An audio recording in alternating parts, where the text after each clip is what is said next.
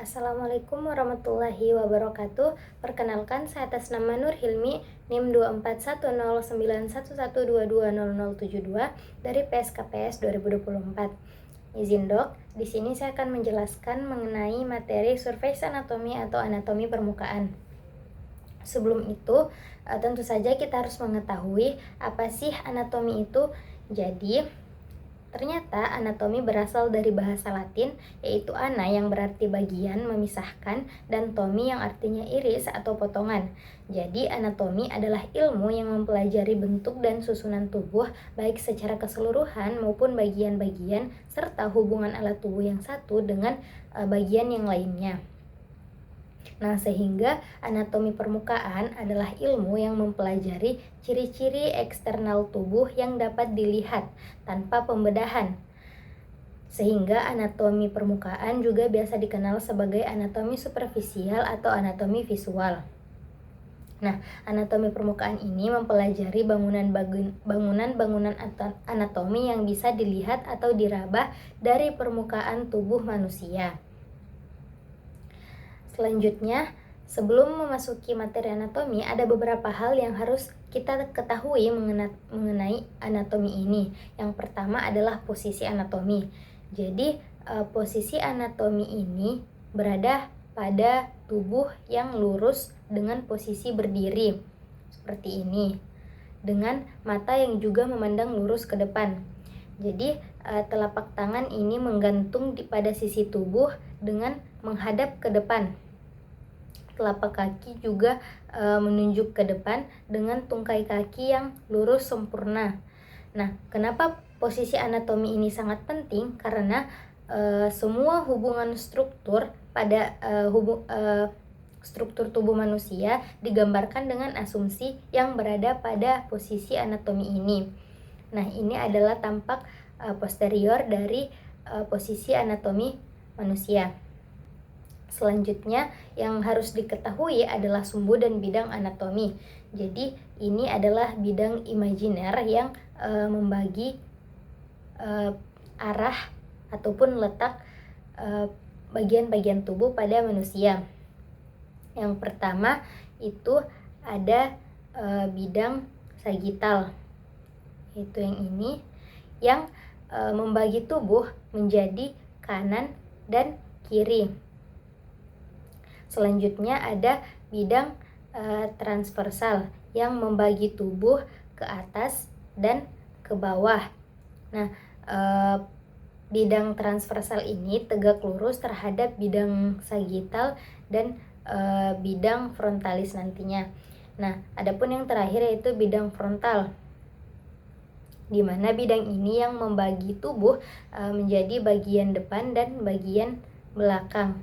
Ada juga sumbu-sumbu, yaitu yang pertama sumbu sagital yang terletak tegak lurus terhadap sumbu transversal dan longitudinal.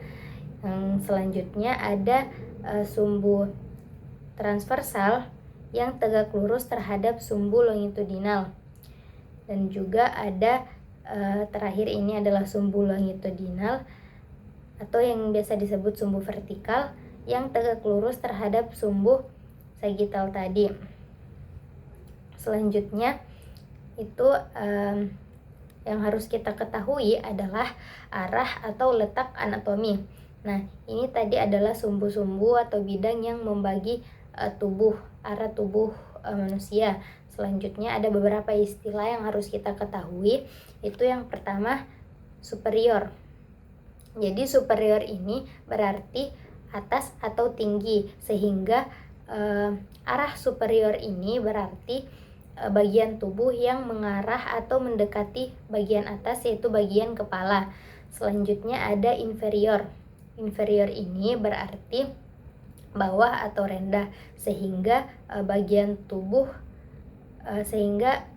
inferior ini mengacu pada arah yang mendekati bagian bawah atau bagian kaki. Selanjutnya ada anterior atau ventral. Jadi anterior ini berarti depan, sehingga ini mengacu pada bagian tubuh yang mengarah ke depan dalam posisi anatomi. Selanjutnya ada posterior, yang berat di belakang yang mengacu pada bagian tubuh yang mengarah ke bagian belakang. Selanjutnya ada medial dan lateral, yang dimana hal ini mengacu pada sumbu sagital yang ini. Nah, apa itu medial? Jadi medial sendiri adalah bagian tubuh yang lebih dekat kepada sumbu sagital, dan lateral adalah bagian tubuh yang menjauhi bidang lateral itu. Selanjutnya ada proksimal dan distal. Jadi proksimal adalah bagian tubuh yang mendekati ke arah pangkal sendi alat gerak. Adapun distal yaitu kebalikannya, yang menjauhi pangkal alat gerak tersebut. Begitu juga pada kaki.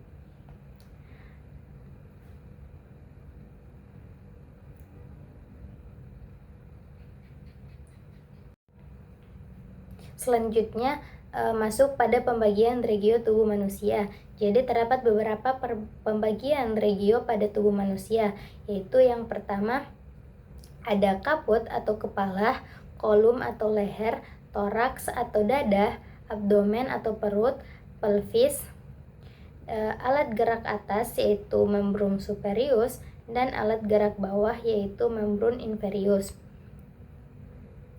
Nah, ini adalah tampak posterior dari regio tubuh manusia. Nah, masuk ke regio pertama yaitu kaput dan kolum.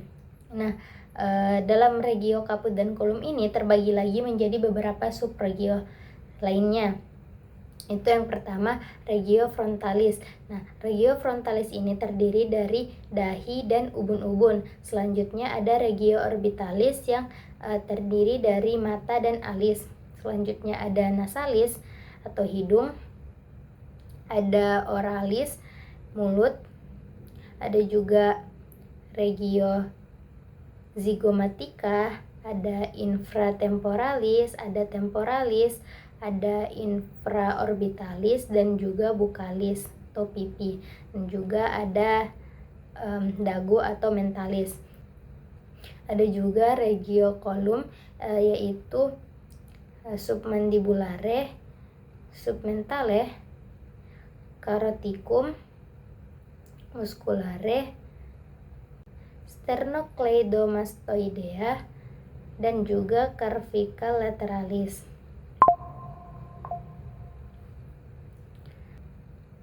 Nah, di sini saya fokus pada beberapa bagian, yaitu mata, hidung, dan juga telinga. Mengapa saya fokus pada 3 bagian tersebut? Karena 3 bagian tersebut merupakan indera yang sangat penting bagi manusia.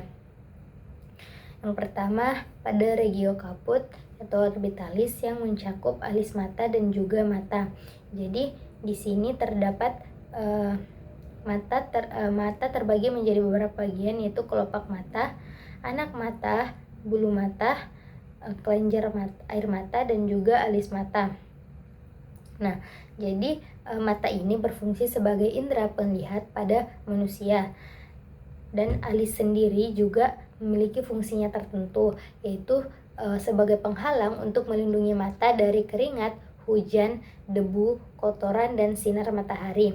Jadi bentuk alis ini dan arah tumbuhnya sendiri membantu mengarahkan cairan, misalnya keringat, ke sisi wajah yang lain sehingga tidak langsung masuk ke dalam mata. Ada juga bulu mata. Bulu mata berfungsi sebagai penghalang untuk mencegah debu, serangga, keringat, bakteri, angin, dan cahaya untuk langsung masuk ke dalam mata. Dengan demikian, mata bisa terjaga agar tetap bersih dan sehat. Selanjutnya itu nasalis atau hidung. Nah, jadi hidung terbagi menjadi beberapa bagian, yaitu pangkal hidung, batang hidung, sayap hidung kiri dan kanan, puncak hidung, dan juga kolumella atau sekat tulang rawan, dan juga lubang hidung. Nah, eh, seperti yang kita tahu, hidung berfungsi sebagai indera pembau pada manusia. Nah, mungkin ada yang bertanya-tanya kenapa lubang hidung itu menghadap ke bawah. Jadi ternyata lubang hidung menghadap ke bawah itu untuk mencegah partikel kecil yang terbawa udara untuk mudah masuk ke dalam rongga hidung itu. Bayangkan bagaimana jika hidung menghadap ke depan ataupun menghadap ke atas, pasti partikel-partikel kecil yang dibawa oleh udara akan mudah untuk masuk ke dalam tubuh manusia. Selanjutnya yaitu arikel atau pinna. Nah, jadi pinna ini merupakan telinga bagian luar pada manusia. Jadi ini terbagi lagi menjadi beberapa bagian, yaitu ada lipatan telur telinga yang disebut dengan helix, ada lipatan bagian dalam yang disebut dengan antihelix, ada juga lipatan bagian sini yang disebut tragus, ada juga antitragus, dan terakhir ada lubang telinga atau meratus auditorium externus. Nah, jadi daun telinga ini atau telinga bagian luar juga memiliki fungsi yang sangat penting bagi manusia, yaitu untuk mengumpulkan suara dari lingkungan sekitar dan mengarahkannya ke saluran telinga dengan menangkap gelombang suara. Jadi daun telinga ini berfungsi untuk menangkap gelombang suara dari lingkungan sekitar dan menyalurkannya ke saluran telinga, dan juga berfungsi untuk menyaring frekuensi suara yang masuk ke dalam telinga. Dan juga daun telinga ini dapat menangkap gelombang suara dan meneruskannya ke dalam telinga untuk mengetahui arah dari sumber suara tersebut. Nah, bagaimana jika seseorang tidak memiliki daun telinga? Maka tentu fungsi pendengarannya akan terganggu, seperti sulit mendengar dengan jelas atau sulit mendengar suara dengan keras. Hal ini karena suara tidak dapat menjangkau bagian telinga dalam, sehingga suara tersebut tidak bisa masuk ke dalam lubang telinga itu sendiri. Selanjutnya kita masuk ke dalam regio lainnya, yaitu regiotoraks. Nah, jadi regiotoraks ini juga biasa disebut sebagai bagian dada. Nah, di sini terbagi menjadi beberapa bagian, yaitu yang pertama pectoralis, yaitu bagian sini. Ada juga presternalis, yaitu di antara kedua pectoralis kiri dan kanan.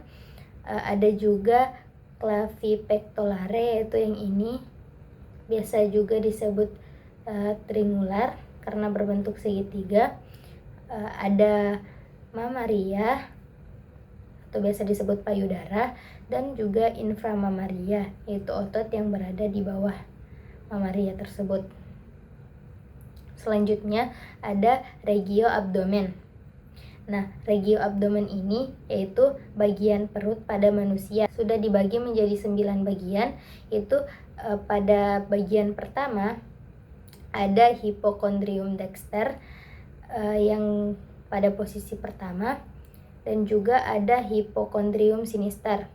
Nah, ternyata di antara hipokondrium dexter dan hipokondrium sinister ini terdapat epigastrium.